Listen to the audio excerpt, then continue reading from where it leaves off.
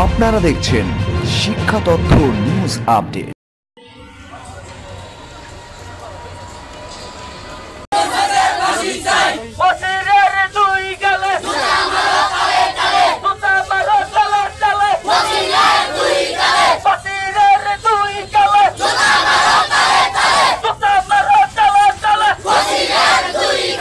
আপনারা জানেন আমার 7 বছরের শিশু সানিম 22 পারা কোরআনে হাফেজ। দিনের 13 তারিখ দিনের 3টা বাজে আমরা খবর পাই ছানিম 13 তারিখ দিনের 3টা বাজে আমরা খবর পাই ছানিম অসুস্থ। আমরা সাথে সাথে চলে আসি, আইসা দেখি ছানিমের মৃতদেহ নিচতলায় একটি অফিস রুমের কক্ষে আছে। তখন আমরা প্রশাসনের কাছে যাইছি, তারা বলছে যে ছেলে ফাঁসি দিয়ে মরছে। আমার কথা হচ্ছে যদি ফাঁসি দিয়ে থাকে তাহলে আমার ছেলের লাশ 3 তলা থেকে নিচ তলায় কেন আসলো, কে আনলো? এগুলো আমরা সিসিটিভি ক্যামেরার ফুটেজ নিতে চাই। এবং তারা বলছে যে সিসিটিভি ফুটেজ নাই, তখন কারেন্ট ছিল না। আমরা প্রশাসনের মাধ্যমে জবাব চাই যে আমরা যেহেতু একটা হত্যা মামলা করেছি, আমার 7 বছরের শিশু কি ফাঁসি দিতে পারে কিনা এটা আপনাদের কাছেই বিবেক। আমি যেহেতু হত্যা মামলা করেছি বাদী হয়ে, আমার এই ছেলের কাছে তার ফাঁসিতে একান্ত পাবে। আর সবচেয়ে বড় কথা হচ্ছে যে আজ প্রায় 17-18 দিন যাবৎ মামলা হয়েছে, এখন পর্যন্ত প্রশাসন কেন নিশ্চুপ পথে বসে আছে জানতে পারি না। একটা আসামি আজ পর্যন্ত ধরতে পারে নাই। প্রশাসনের কি ব্যর্থতা এটা আপনারা সবাই জানেন। আর এখনো তারা মাদ্রাসা ওপেন ভাবে করতেছে, চলাফেরা করতেছে, আসামি ওপেন চলতেছে। কি অপরাধ ছিল আমার এই 7 বছরের বাচ্চার, যে একটা নিষ্পাপ বাচ্চাকে এরকম লাথি মেরে জিব্বা বের করে মেরে ফেলাটা? এটা আজ আমারটা মারছে, কাল আপনারটা মারবে, এটা কোনো ইয়েতে পাইছে? আমরা কেন আপনাদের মাধ্যমে দেশবাসীর কাছে বিচার চাই যেন আমার এই ছেলের ফাঁসি যারা দিয়েছে, হত্যা করেছে, তাদের জন্য দ্রুত ফাঁসি কার্য করা হোক। আপনাদের কাছে কিছু কথা বলতে চাই। আমার ছেলে ছোট মানুষ, নিষ্পাপ শিশু, অনেক আশা করে আমি মাদ্রাসায় পড়ালেখা করতে দিচ্ছি। আমার ছেলে তো এরকম কোনো অন্যায় করে নাই যে ওর মেরে ফেলা হবে।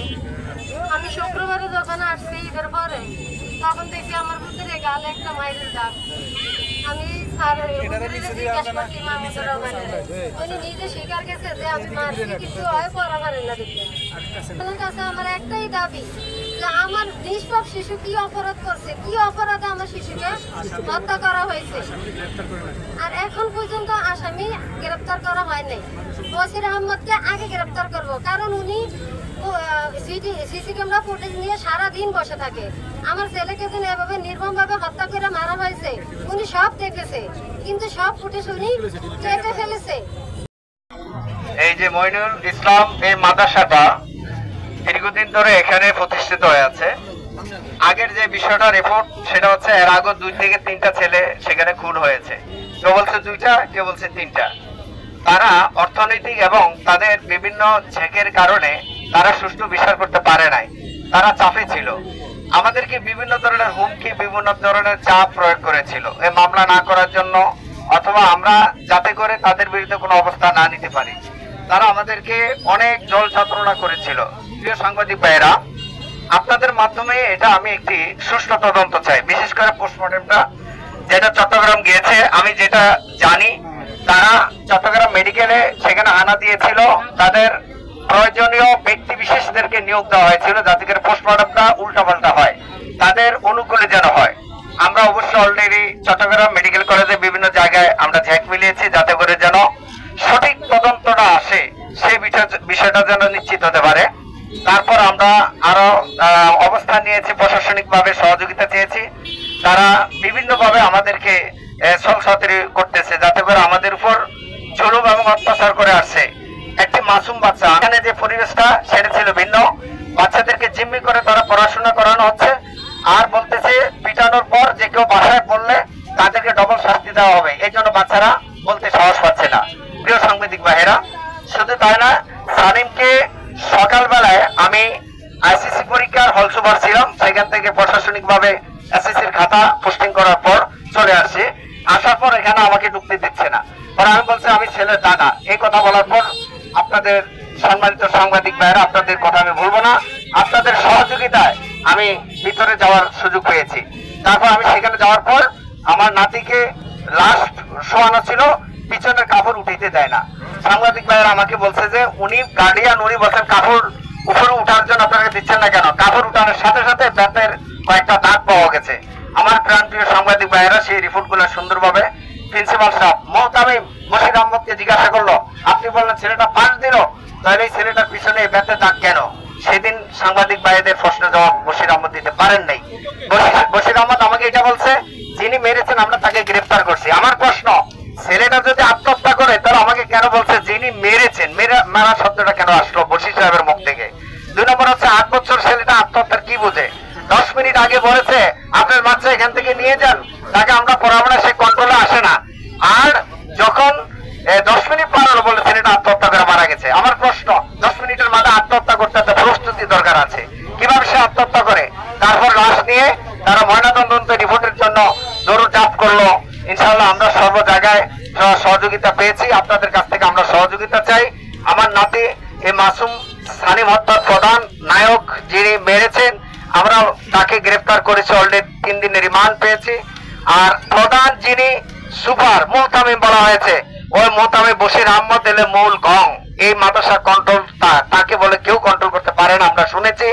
দয়া করে এই বশির আহমদকে গ্রেফতার করে আপনাদের মাধ্যমে আইনের আওতায় আনা হোক, যাতে করে মাসুম বাচ্চাদের উপর যেন টর্চারি না হয়, এমন দৃষ্টান্তমূলক আমরা শাস্তি কামনা করি, যাতে করে বাংলাদেশে কোন মাসুম বাচ্চাদের উপর যেন এরকম টর্চারি করা না হয়, তাদের ফাঁসিটা যেন এরকম ভাবে হয় জাতির কাছে যেন প্রত্যেকটা মানুষ শিক্ষা গ্রহণ করতে পারে যে মাসুম বাচ্চাদেরকে হত্যা করার পরিণতি কি হতে পারে। আল মঈন একাডেমির প্রধান শিক্ষক এবং অন্যান্য শিক্ষক যারা আছে তারা তাকে নির্মমভাবে নির্যাতন করে হত্যার মুখে ঠেলে দিয়েছে। আমরা সানিমকে হারিয়েছি, আমাদের সানিম এখন অন্ধকার কবরে নিমজ্জিত আছে, কিন্তু যারা হত্যা করেছে তারা বাংলার মাটিতে এখনো তারা ঘুমাইতেছে নিশ্চুপে। আমরা সানিম হত্যার বিচার চাচ্ছি, আমরা অনতি বিলম্বে যাদেরকে আমরা আসামি করেছি, যারা হত্যা করেছে তারা এখনো পলাতক হয়ে রয়েছে। আমরা প্রশাসনের কাছে জবাব চাচ্ছি, কেন প্রশাসন এখনো ঘুমাচ্ছে, হত্যাকারীকে এখনো ধরতে পারছে না? আমরা জানি ইন্টারপোলের মাধ্যমে বিশ্বের যে কোনো প্রান্তে আসামি লুকায়িত থাকে, তাকে ধরার জন্য ইন্টারপোল সহায়তা করে। আমি ইন্টারপোলের মাধ্যমে তাকে ধরার জন্য বিশেষভাবে আহ্বান জানাচ্ছি। এই বাংলার মাটিতে যদি এরকম হত্যা চলতে থাকে, আরো হত্যার দিকে ধাবিত হবে, তাহলে আমাদের অনেক শিশু নির্যাতিত হবে। যেভাবে ফাঁসির কাস্টে ঝুলানো হয়েছে, আমরা সামিমের হত্যাকারীকে সেভাবে ফাঁসির কাস্টে ঝুলানো চাই। আপনারা কি বলেন? আমরা 3 দিনের ভিতরে যেন আসামিকে ধরা হয়, সেই জন্য আমি বিশেষভাবে আহ্বান জানাচ্ছি। আমি মাওলানা নবীকে, আমার বোনের ছেলেরা হোয়াটসঅ্যাপ খাওয়াইছে যে হুজুরের ছেলেটার মাইছে হুজুরে ওর পাঞ্জাবি সাদা পাঞ্জাবি লেগে হুজুরে শুক্রবারে সবারই ধরে, ওর গাটা ছিল নীল পাঞ্জাবি, তাই জন্য ওরে পিছন দিয়ে বলার উস্কায়া মানে চাইছো তাপাস করে আলায়া পরে অনেক ফিরেছে। তারপরে একদিন অনেক অত্যাচার হয়েছে ওর নামে। তারপরে যেদিন ওর মারা গেছে সেদিন সকালে ওরে অনেক মারধর করছে, তারপরে ওর গাড়ে ফিরেছে, পিঠে ফিরেছে, হাত পা ফিরেছে, তারপরে মাথা ভিতরেও বাড়ি দেওয়া, তারপরে পরে এদিনও লাঠি মারছে, তারপরে ওই অজ্ঞান হয়ে গেছিল। 13 মার্চ লক্ষ্মীপুর আল মঈন একাডেমি কর্তৃক মাহমুদুর রহমান এবং বশির আহমদ গংরা একটি মাসুম বাচ্চাকে 8 বছরের একটা ছটিয়ে হত্যা করে, যেটা আমরা সুরতাল রিপোর্ট বা অন্যান্য ওই দিন যারা সাংবাদিক বৃন্দ যারা ছিলেন তারা চাক্ষুষ দেখেছেন। তাকে নির্মম ভাবে পিটানো হয়েছে, তার গায়ে অসংখ্য দাগের চিহ্ন ছিল। তাকে 3য় তলায় নির্মম ভাবে হত্যা করে তাই 1ম তলায় তাদের গোপন কক্ষে আমরা লাশ পেয়ে থাকি। তো এই নির্মম হত্যাকাণ্ডের প্রতিবাদে আমরা 14 তারিখ একটি মামলা রুজু করেছিলাম যে হত্যাকারী মাহমুদুর রহমান বশির সহ অন্যান্য আমরা আর 8 জনকে আসামি করেছিলাম। অত্যন্ত পরিতাপের বিষয়, দুঃখের বিষয়, এই নির্মম হত্যাকাণ্ডে যারাদেরকে আসামি করা হয়েছে তারা দিব্যি ঘুরে বেড়াচ্ছেন, এখনো মাদ্রাসা করছেন। প্রশাসনের দৃষ্টি আকর্ষণ করছি, এই মাসুম বাচ্চাটিকে হত্যা করার পরও প্রশাসন কেন তাদেরকে গ্রেফতার করছেন না?